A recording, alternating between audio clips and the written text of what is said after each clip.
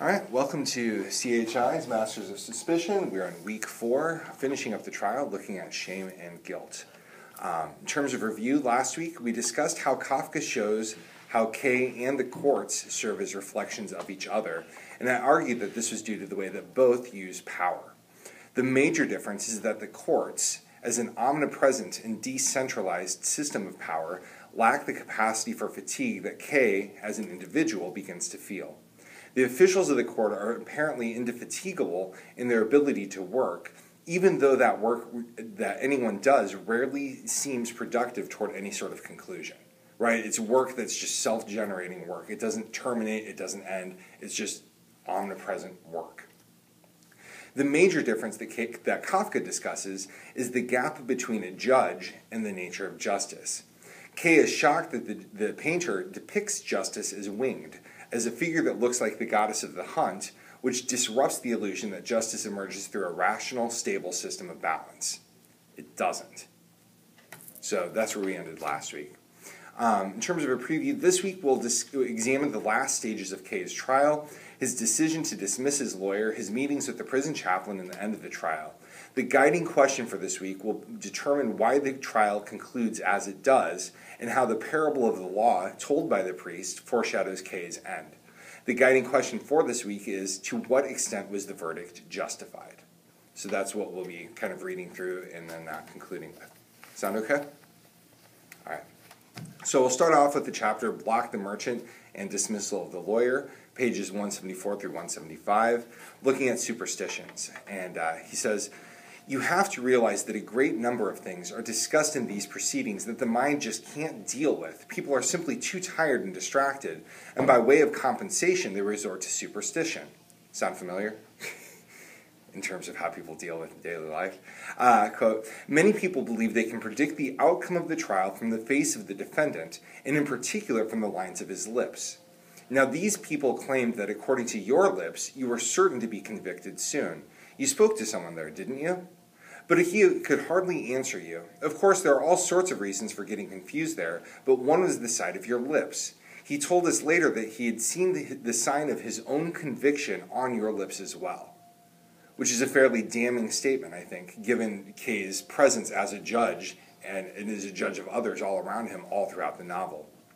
K's physiognomy works against him. He wears his own judgment, and he wears his status as a judge who judges others. And it's in his mouth, it's in the shape of his lips, it's how he holds and comports himself. Page 177, the appeal. The appeal, he says, quote, "It was scholarly, all right, but in fact contained nothing of substance.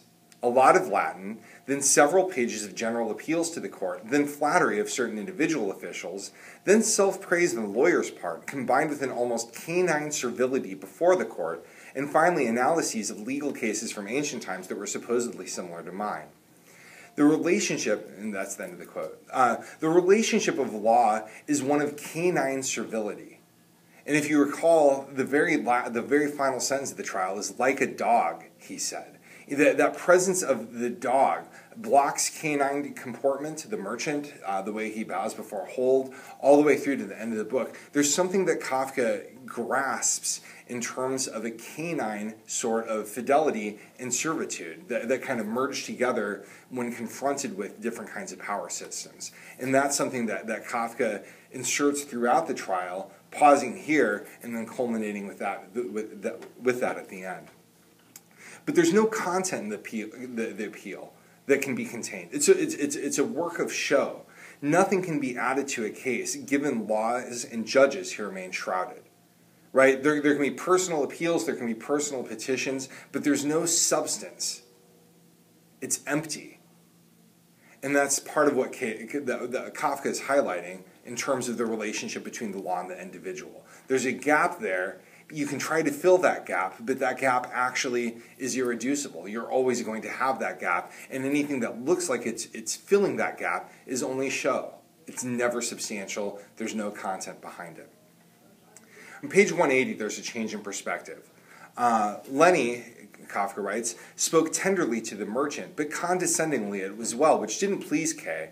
After all, as he now realized, the man had some merit. At least he had experience in these matters and could communicate it. Lenny probably judged him unfairly. And the irony, of course, is that Kay judges how Lenny judges. He's also judged Block already, right, as being fairly worthless. He reevaluates Block, and then he's able to judge Lenny's judgment, which aligned with his own initial judgment. What shifted here is a moment of empathy, but beyond that empathy, it's a sense that Block could be useful. Right? It's not that he cares about Block, or it's not that he cares about Block's case. That's one possibility that's opened. But what Kafka shows is that in terms of connecting with others, there's a gap between empathy and utility.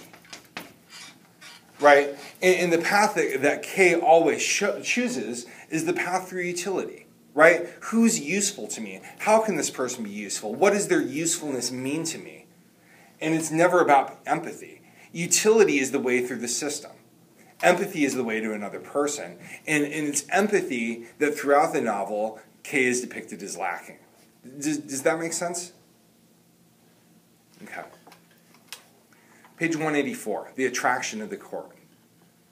Quote, Lenny finds, and this is the lawyer speaking, Lenny finds most defendants attractive. She's drawn to all of them, loves all of them, and of course appears to be loved by them in turn. She occasionally amuses me with stories about it when I let her. If you have an eye for that sort of thing, defendants are indeed often attractive. It can't be guilt that makes them attractive, for, at least as a lawyer I maintain this, they can't all be guilty, nor can it be the coming punishment that renders them attractive in advance, for not all of them will be punished. It must be a result, then, of the proceedings being brought against them, which somehow adheres to them. The lawyer here presupposes that not all are guilty, but it's prefaced by his bias as a lawyer, right? He's a lawyer, and as a lawyer, he wants to at least have some sort of possibility held open that his clients aren't guilty, right? And so he dismisses guilt as a potential. The way that Kafka sets up the trial, though, makes it seem like almost everybody is guilty, or they're at least guilty of not being truly wrong the way that Kay is guilty of that. Right? The gap between the guilt for something truly wrong and the kind of guilt that Kay carries, this seems fairly widespread and universal. Even if you don't have somebody arrest you early in the morning and disrupt your breakfast, like that's a more universal kind of guilt. And I think that Kafka gives the reader grounds for suspecting that the lawyer is being, if not naive, then at least overly optimistic concerning what his clients might be relative to their guilt. Does that make sense? I don't know that it's not guilt that makes people attractive. That's just the lawyer's contention. But given an absence of acquittal, it seems that the presence of the charge and the guilt that results might be what's most salient in the attraction. And I think this is especially true given the fact that Kay's lips are said to wear, like he's said to bear his status with him, as judged and as judge. Assuming guilt, if we can, what's interesting is what attracts people to the guilty. Both women and the court, right? Both of which are said to be attracted to the accused, and what the nature of the guilt might be. And again, one thing that Kafka is brilliant at doing is never giving content to the guilt. Right? It's left abstract, it's left unknown, it's left a riddle or a puzzle. In some ways, if you go back to the story in the penal colony, it's the opposite of that. In the penal colony, you never realize what you're guilty for, what crime you've committed, until it's written on your body in a way that it viscerally locates what it is that you've done wrong. There's none of that kind of mechanism here. Here, instead, the charge is supposed to wear you down until you realize it, and that's what ends up culminating the trial. Does that make sense? Okay. Page 194. In this scene, Block is kneeling. Lenny is kissing Hold's hands, begging for Hold to keep Block as a client, although he's hired 5 others, which is against the law of the court, and lied about it.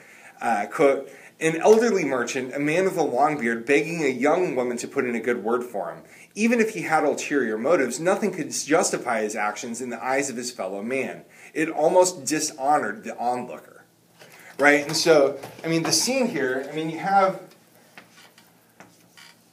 I don't know, this is again, I apologize for my artistry. You know, but you have Block kneeling in front of Lenny begging, and it's a way, but the language here I think is key. It's the fact that nothing could justify his actions, right? And it's still a question of justice that Kafka raises, as well as one of honor and dishonor. And I think those are the key terms in that particular section. And beyond that, Kay has continually begged young women to put in good words for him. Right? I mean, he's done this consistently all through the novel. Kafka's writing becomes especially precise, and the focus is on being observed. It's a question of who's watching and the kind of person that's watching. Nothing justifies actions in the eyes of others, even if those actions are the ones mirrored by the onlooker. Right? You know, so you have Kay standing over here, watching what's going on, and it's his observation of the scene that raises the question of what's justifiable and what's honorable. And those are the most important kinds of attributes that Kafka is trying to describe. But it's one that appears in terms of being seen, watching, observing, and judging as kind of part of that process.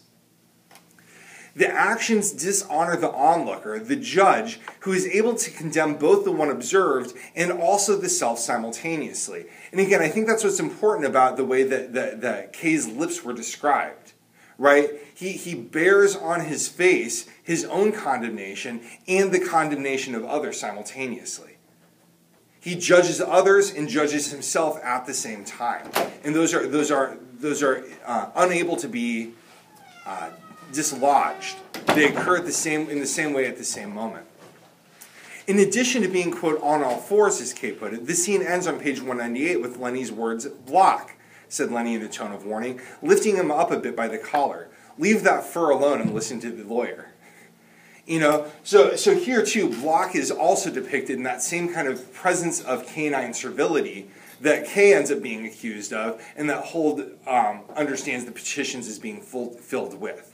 Does that make sense? Okay. Any other questions about that? Or can we jump to the cathedral? The cathedral, I think, is one of the more interesting chapters. So, in the cathedral, it starts out on page 204 with Kafka's logic of futility. And I just like bringing these little gems up to the surface because I think they're so well done. He says, quote, "If he didn't understand the Italian at first, he mustn't let that bother him. He would soon begin to catch on, and even if there was a lot he didn't understand, that wouldn't be so terrible, since it really didn't matter that much to the Italian whether anyone understood him or not." And I don't know if you think of the class this way. I hope not. But it's that same, there's a desire to understand, there's the inability to understand, and then there's the meaninglessness of that process of understanding in the first place, right? And so each step is just, there's the potential of a step forward, but even before you take that step forward, you're shifted 4 steps back instantly, and then there's a do not enter sign put in front of it. You know, so you have the direction that you'd like to go, but you're already being punished for the desire to want to go there. And all you can do is fail, and there's no meaning to succeeding or failing anyway. Kind of deflates your tires before you even start. And once again, I think that's one of the ways that Kafka is an exceptionally brilliant writer in terms of what he's able to do. Page 211. Quote, "It was not the congregation that the priest addressed, however. It was completely clear and there was no escaping it. He cried out, 'Joseph K.' Kay hesitated. He was still free. He could still walk on and leave through one of the 3 small dark wooden doors not far from him. That would mean he hadn't understood, or that he indeed had understood but couldn't be bothered to respond. But if he turned around, he was caught." Right? And so you have that notion of being captured in somebody's voice or in somebody's gaze. It's that same kind of sense of observation or surveillance that Kafka is really keying into. For then he would have confessed that he understood quite well, and again, confessed I think is a really loaded term. Just in the process of turning around and acknowledging is a mode of confession already. He would have confessed that he understood quite well, that he really was the person named, and that he was prepared to obey. Right? And so you have confession, and you have obedience,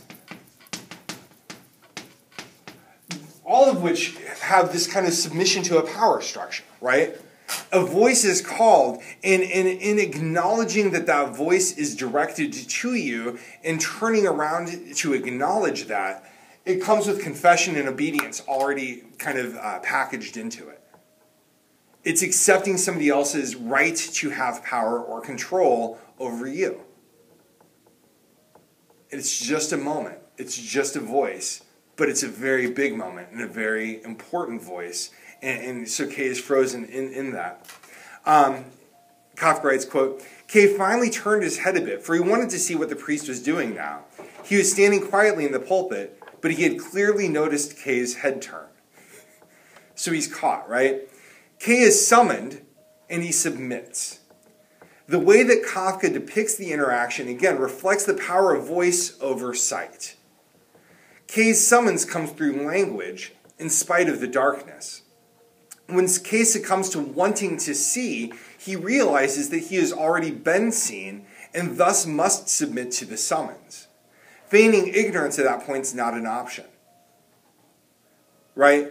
And so it looks at how the priest is able to wield the power of voice instead of the power of sight, and that's the level at which Kay is used to operating. Right? What he can see, who he can see, how he can see it. He doesn't have the authority of voice that the priest is able to command. Does that make sense? Okay. Page 213. But I'm not guilty, said Kay. It's a mistake. How can any person in general be guilty? We're all human, after all, each and every one of us. That's right, said the priest, but that's how guilty people always talk. Right? And the fact that guilty people always talk that way doesn't prove anything about Kay's guilt one way or the other. But Kay's defense is about what Kay is interested in doing is talking about a person in general. He's not saying, I'm not guilty. He's asking a question of how can a person in general be guilty? For those of you who've watched the Heidegger lectures or who are here for that, this goes back to that notion of das Man, or one, or the they, right? It's what one does, or it's how one lives. It's a person in general, and he's not at all interested on who he is as a particular instance of that. Yeah. You don't think that there's any connection between him being a priest and the idea of original sin? Oh, I mean, there's all sorts of connections that you can make on that, right? I mean, again, that's not quite I'm not taking the religious route through this particular reading of the book, but I mean, it's totally open to look and see, yeah, I mean, from a priest saying, you are guilty, you were born guilty, everyone is born guilty, I mean, there's all a hearty history of indoctrination and dogma that's steeped in saying you are guilty just by virtue of being human. Mm-hmm. Definitely. By being born. You are born into sin. Right? But I guess, and again, this is my particular bias for this class, but really thinking about the notion of what a person in general looks like, rather than me. Original sin attaches to you. Right? You as an individual are born in sin. You're born guilty. But it's not that kind of person in general that Kay wants to talk about. Right? How can a person in general be guilty? Sin is very, very particular. Even original sin, right? Even if you're born into it, your sin is particular to you, and that's what God will judge you for. The person in general is a very different kind of abstracted way of thinking about what sin or guilt might mean. And that, I think, is part of what Kafka is trying to articulate a way to conceive, or articulate a way to think about that had been underexplored prior to this, or at least in this kind of situation. I think it's something that begins to become more and more prominent as society becomes more and more abstracted. Does that make sense? The priest says, the judgment isn't delivered at some point. The proceedings gradually merge into the judgment. And I think that's an important kind of key to understanding how the trial works. The nature of the judgment isn't an imposition from the outside, but it is something that emerges from within. Guilt isn't dictated, it unfolds. The circus around the proceedings seem mere trappings around a case rather than anything essential to it. There's no need for a higher court, in other words. Your guilt or your innocence unfolds out from who you are and how you comport yourself in the world. That's what it means to be guilty. And everything else is just making you aware that there's a question that's being asked, right? The arrest is nothing other than being forced to examine a question in the right way instead of the wrong way. And Joseph K. chooses the wrong way to go about it, clearly, right? Does that make sense? Page 215, Before the Law. And this is one of Kafka's most famous parables, the one where the guy goes before the law and he sits at the door and the doorkeeper's there and he sits his whole life there. And it's that parable. It's beautiful and it's brilliant, and I could probably spend all hour just reading through that and just talking about only that. And I decided not to do that today. But it's there. It's very worth your time to study. But it depicts the man from the country who comes before the law and is held at bay by a gatekeeper who is, quote, the least powerful of the many who come after him. The man is told he cannot enter now and that he's welcome to wait. He talks to the guard over the years but is never allowed in. As he's dying, he asks why nobody else has come, and the gatekeeper informs him that this entrance was for him only. The man then dies. Although the parable itself is both interesting and ties in nicely with the themes of the trial, especially the inaccessibility of the courts, I think what's even more interesting is the conversation that Kay has with the prison chaplain. Again, they engage in questions of interpretation that echo the rabbinic interpretations of Torah.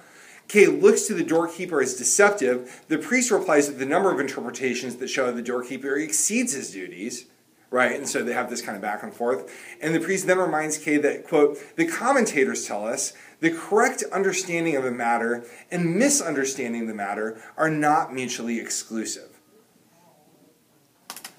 So anytime you have a matter, I think what Kafka is trying to set up is the fact that there's always something about which we can become undeceived relative to any matter. Any correct understanding of a matter it's not an absolutely correct understanding, right? There's always misunderstandings that come into play. There's always more nuanced understandings. There's understandings that are true now that won't be true later. And to call it a misunderstanding or an understanding is already flawed. Because anything that you're able to understand from a very particular or certain perspective that isn't going to be universally true, not even for you. You're always going to have an understanding which misses some things and gets some things right, no matter what that understanding is. And I think that's something that Kafka is trying to allow for. It expands the possibility of correctness at the expense of being certain. Kay takes the cynical interpretation of it, however, as he follows the priest's claim that, quote, you don't have to consider everything true, you just have to consider it to be necessary. So there's truth, and then there's necessity. And Kay's take on this is that it's a depressing opinion. Lies are made into a universal system. Right? But it's not about lies. It's not about true or false. It's about understanding the truth doesn't have that kind of certainty to it. What truth means isn't a certain thing. It's an interpretation, or it's an active interpretation that you engage with. And if you leave certainty behind, and you're able to understand that not every judgment is true or false, I mean, it's not a binary logic, it opens you up to be able to be more forgiving, maybe.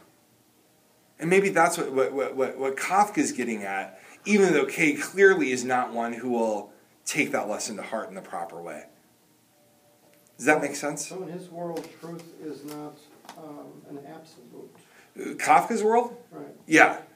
I mean, for Kafka, I mean, in some ways, I think if you look at before the law,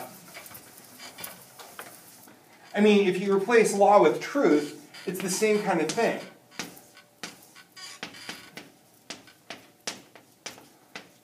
truth or law or whatever that is, right? I mean, you start out here, and there's a door guard, and they become more and more powerful as you go through. You know, assuming that guy's telling the truth, and who knows, right? But what truth is, it's a process of discovery, right? And each step of that discovery gets you closer to something that might be a truth, but you never know when you're at the middle, right? You never know when you have the truth. All you know is that you're confronted with something harder or more difficult or more unbearable to live with in some ways. Right? But it's definitely not like, oh, this is the truth, capital T. It's here's something I can experience or express. So truth exists, but it's unobtainable. But you always have it at the same time, right? It's unattainable on one hand, but you always have it on the other hand. It seems like truth is dictated by power in that conception. Like who's ever in the middle with the truth is also the one delegating to all the door guards, right? Right, but that assumes that the door guards also, it assumes that there's a middle, or that the door guards, I mean, because this door guard is somebody who's either more helpful or less helpful, right? He's either somebody who's a lackey for a power structure that he's scared of, which is one way to see it, but at the same time, he's also somebody generous who's just, you know, somebody who's just doing his job, somebody who's generous and really cares for Kay, for the man from the country, because that's his only purpose in life is to be there for the man from the country. I mean, but even in understanding just those three really kind of quick interpretations shows that there's no one truth. All of those are true. Right? It's not like one of those is more certain or less certain, or more true or less true. They're all true in different ways. And I think that's what the novel's trying to teach, is a way to understand that truth emerges differently in different ways at different times. So on the one hand, sure, you'll never get to the quote-unquote truth, right? The truth isn't a possession that you can just carry with you. You know, the truth is something that you can experience, but it's fluid and it changes. So in this idea, is Kafka a relativist? Yeah, absolutely, I think. I mean, I think it's difficult to read the trial without saying the possibility of a relative truth. Right, truth is generally by its nature true and exists and is absolute, but he's questioning that premise. Well, and even that's an interpretation of truth, right? And it's one that we like because we like to have certainty. But I mean, if you look back, I mean, all the way from the Greeks, truth is defined as undeception or revelation or unforgetting. Undeception is actually Melville's term for it. It's my favorite. That's my favorite definition of truth is undeception. You're undeceived relative to one part of the truth, but it's not an absolute undeception. Yeah, Bob. And it also kind of harbors back to, like, truth has Mercury shoes on also. Mm-hmm. That's changing all the time also, just like the law. Mm-hmm. Or even if the law doesn't change, what the law means changes, right? I mean, you can have the law be set in stone, but the law is irrelevant if it doesn't change in some ways also. Because it has to be brought into a particular situation, and that's what's more important than the fact of the law itself. And I think that's part of why the priest says that, you know, the guilt emerges, right? It's not something that's dictated down. The guilt emerges as part of the proceedings, but it's not declared onto you. Question? No, it's like I was thinking about, you know, when religions form their dogma, they want to present it as the truth. Mm-hmm. Okay, and so they don't explain it all. There's a certain point, and in logic, you would also, you know that you have to start at a point in order to build up the logic, and you cannot regress back all the time. But you could argue about which is the starting point.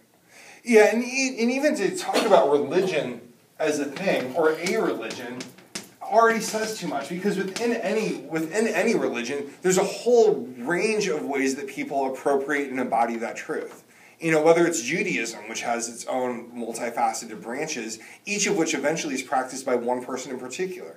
Or Christianity. I mean, you have the Orthodox, the Catholic, the Protestant. Within Protestant, there's a huge proliferation. I mean, you have social justice, you have missionaries, you have people who believe in an absolute truth. You have people who think that there's nothing further from Christianity than an absolute truth. It's all... if you want to look at it as a system of absolute truth, so there's a way to do that. And I think, Jake, that's where it gets into power, right? Because in order for something to be an absolute truth, there has to be an authority or a power who says this is the only interpretation. All other ones are invalid. And that has happened. That has happened. But it's never happened without contention. Or if it has happened without contention, it's only for a very small group for a very limited amount of time, and there are always multiple interpretations outside of that very small context still continuing to flourish. And also it changes when scientific knowledge becomes so evident that you can't deny it. Sometimes it does. Sometimes it does. But there are always those who want some certainty against another certainty, right? And who look at other knowledge systems as being threats instead of being new windows for exploration. And again, I think that's where it ceases to become truth as a process that unfolds, and it becomes truth as something small and scared. And I don't, and again, personal bias, but a truth that's small and scared and weak doesn't seem like a truth that's worth believing in. The truth should just be able to be there as one can engage with it in the way that one can. But that's going to change, and that's okay that it changes. Sorry, personal opinion, but yeah. All right. I want to throw out just a comment that I've noticed. I don't know if the word faith is ever used in this book, but Kafka Kay does not seem to have any faith either, even though in truth and faith in religion at some point it doesn't maybe doesn't quite make sense, but that's where the idea of faith comes in, that you just have to have faith that what you're being told is true. And that's, and again, I'm going to have to recuse myself a little bit from that, because faith is something that I've spent a lot of time studying and thinking about, and so I have these just incredibly... Right, we could have 5 hours on that. Yeah. Easily. So I will say, yes, you're absolutely right. I don't think he has much faith. What it means that he doesn't have faith is wide open, but it seems that he's very lacking in any ability to allow things to not be certainly true for him in a way that's underthought. All right. Page 224. The court. The priest says, I belong to the court. Why should I want something from you? The court wants nothing from you. It receives you when you come and dismisses you when you go. I really like that sentiment. I mean, it's a very pragmatic, utilitarian sentiment. The court is impersonal and it's universal. And anything that's impersonal and universal, whether it's the court or God or whatever it is, has no need. It can permit or not permit. But it's empty at a certain point. It's not personal. It doesn't need you. There's no necessity about it. And that's where the priest ends things. And then Kay goes on his way. But I want to spend some time focusing on the end, because the end of this novel, I think, is incredibly fascinating, and I really appreciate it. Page 226, so Joseph's sitting there, and these people come in, and he's like, oh, it's time. And he just kind of knows it. But how they describe it, or how Kafka describes it, I think is interesting. They held their shoulders right behind his, didn't crook their arms, but instead wrapped them around the whole length of his, seizing Kay's hands below with a well-trained, practiced, and irresistible grip. Kay walked along stiffly between them. It was a unit of the sort seldom formed except by lifeless matter. At this point, Kay is still thinking of resisting. The translator, throughout this whole section, repeats the motifs of the stage and performance that introduced the story. And so Kay says, they've sent old supporting actors for me, and he asks, what theater are you playing at? And so he's still struggling, he's still not wanting, and then, 227, Fräulein Bürstner appeared before them. He couldn't be absolutely sure it was her. And again, I mean, there's so much uncertainty that's pushed into this. It's hard to understand how anybody could conceive of an absolute truth when everything's already ridden with uncertainty. And uncertainty is the first step, not something that can be overcome. The more you think about that uncertainty, the more it expands and unfolds, and the less certain you are. And that seems to be just throughout Kafka's whole body of work, that seems to be one of the more important things that he tries to convey to his readers. He couldn't be absolutely sure it was her, but it made no difference to Kay whether it was really Fräulein Bürstner. The futility of resistance was suddenly clear to him. There would be nothing heroic in resistance, in trying to enjoy a final vestige of life by fighting back. He started moving again, and part of the pleasure he gave the men by doing so was transmitted back. So ultimately, it seems that Kay opts for submission rather than resistance. He's dressed for death, he's all in black, and he learns the joy of the dance he's long practiced despite his denial of it. And again, I think it's important to caution, Kay's looking at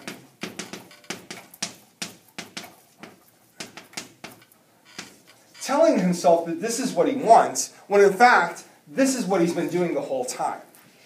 Right? And part of that whole binary between resisting and submitting is something that he's misunderstood from the very, very beginning of his trial.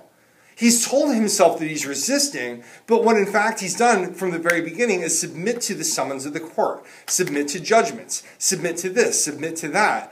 And he doesn't understand that his small acts of defiance are predicated in a larger acknowledgement that the court he needs to pay attention to it. Right? His micro acts of rebellion or his micro acts of resistance don't hold a candle to the fact that he's already submitted to that system. So what he does here isn't giving up exactly. It's not that he's submitting in a different way. He's just actually owning what he's already done. Does that distinction make sense? Acquiescing? Yeah. Well, it's not even he's acknowledging that he's always already acquiesced. He stops pretending to himself that he's doing something different than that. And he just acknowledges, here's what I'm doing. And it allows him to do a kind of dance that's almost joyful. And there's a pleasure that he has in recognizing the submission that he's always offered as a submission that it is.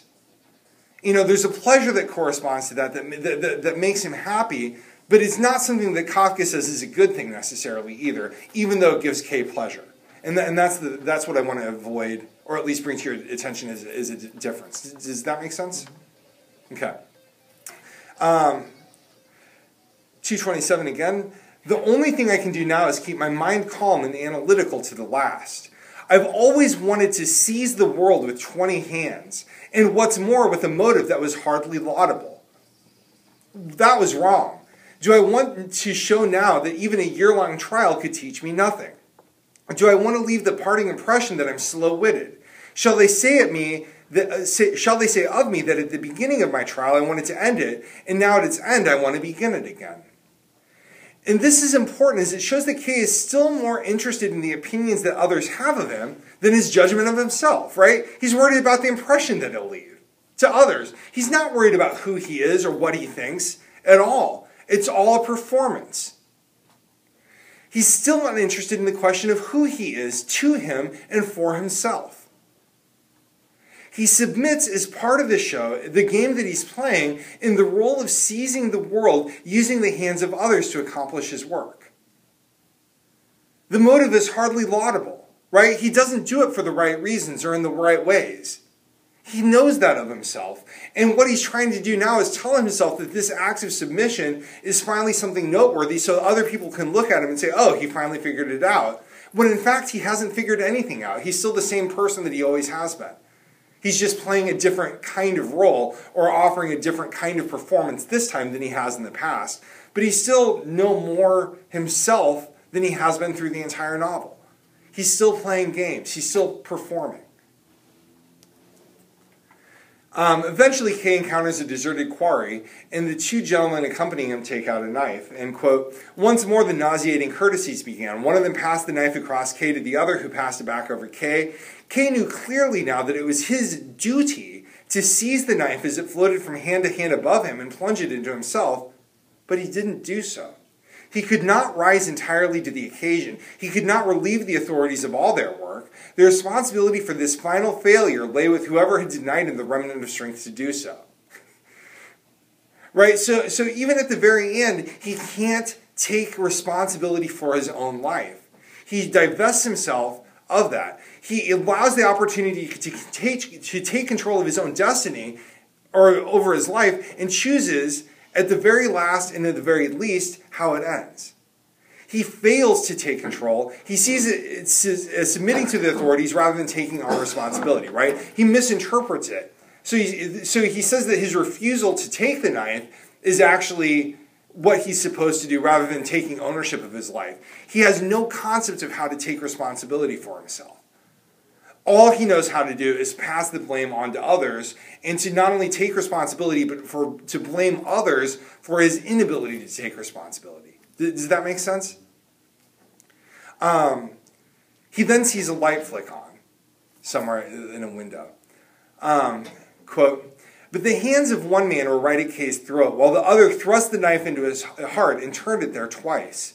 With failing sight, Kay saw how the men drew near his face, leaning cheek to cheek to observe the verdict. Like a dog, he said, it seemed as though the shame was to outlive him." There's a lot in that final paragraph. The verdict is something that's observed, which I think is part and parcel with the whole of the novel in its relation of observations. But the reader doesn't know the he that speaks the phrase, like a dog. Is it one of the men? Is it Kay? It's just a he said. We don't know which he it is. The lasting impression that Kafka leaves the reader with is one of an undying shame. Kay will die, his shame will not. His shame will outlive him. He doesn't die with dignity or authenticity. He misses even his last opportunity to live as himself. He dies at the hands of another. So is the verdict justified? It seems as though the end justifies it. It ultimately isn't a question of guilt, but it's an answer about his life. He lives and dies like a dog. And again, it's reminiscent of Bloch, and it's also reminiscent of how Kay first kisses Fräulein Bürstner, right? Like a hungry animal as he laps at her neck in that kind of grotesque opening scene. In spite of his position, his power, and his prestige, he never lives as the person that he is. In attempting to seize the world with 20 hands, he forgets to clasp himself first and foremost. Right? He's directed outward into the world, and he misses the question of himself thereby. He misses that question entirely. He relies on the testimony and justifications of others rather than grounding them in himself. He's submissive and resistant in the wrong ways. He wants to play the games of power, and in inviting that game, he ends up destroying himself. But it seems like he symbolically embraces the world when that building, the person on the balcony across from the building puts his arms out like this, and Kay does that also.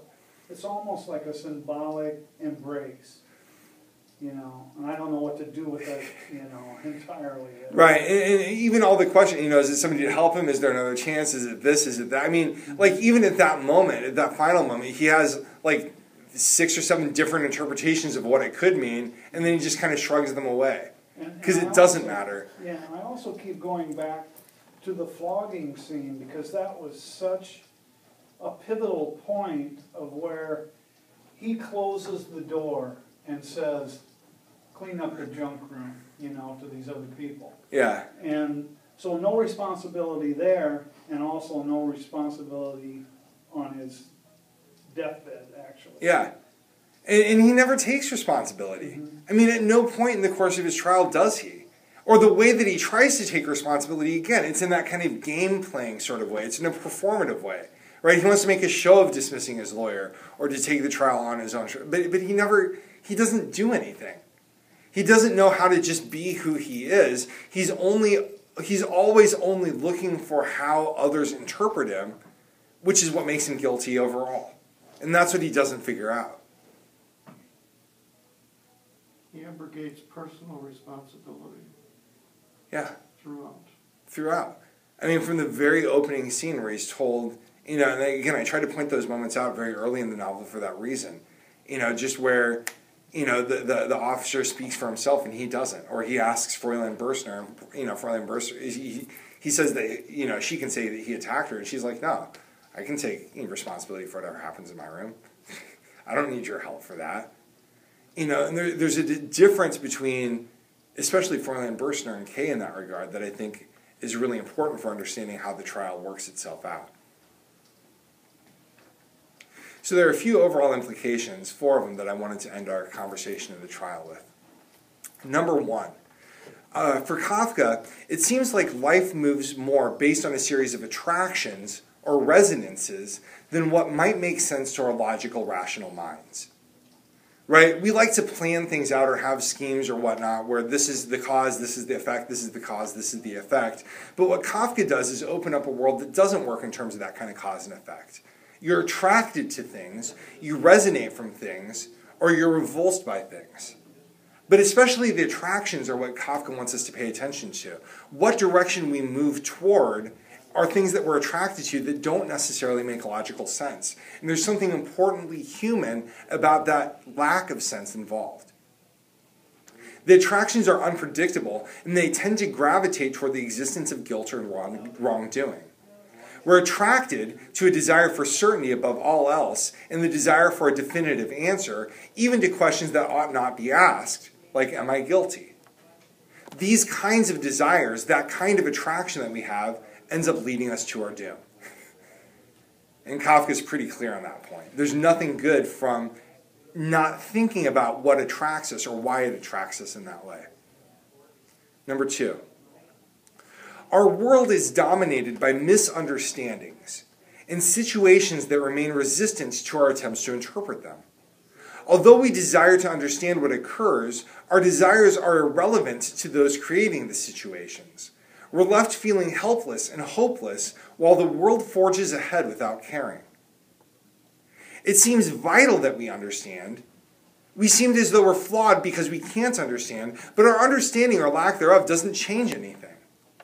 At the end, Kay realizes again that it doesn't matter if he actually sees Fräulein Berstner. He's okay with the ambiguity, but that moment comes far too late. Right? He has a moment where he finally is okay with not being certain, but then that passes, and he's just left in that kind of mode or that course of submission, which he's always been framed into.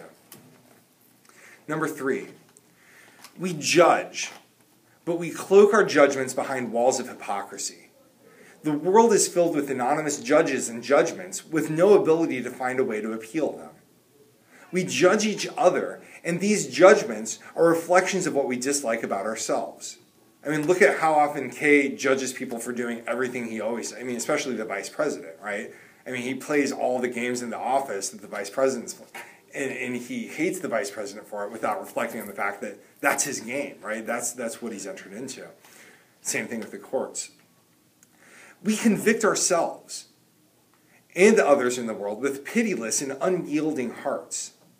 And in the meantime, fearing the judgments of others, we engage in busy and meaningless efforts intended to prove our innocence and worth. We submit to the system, and the system inevitably kills us. But we don't think how not to do that. Number 4. The alternative to all this, again, seems to be Fräulein Berstner, who wouldn't think of asking anyone else to accept blame for her. She doesn't peel outside of herself. The alternative is to not answer the summons of the law. It's to stay distant from our capacity for judgment. It's to resist the allure of certainty. It's to be able to remain enmeshed in a world of ambiguity. And to be okay with the truth that isn't absolute. Any other thoughts?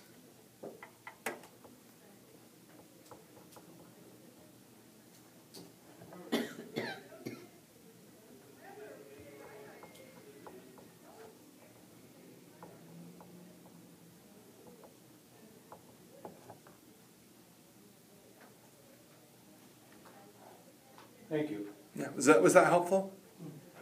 Okay, good. Well, thank you for coming.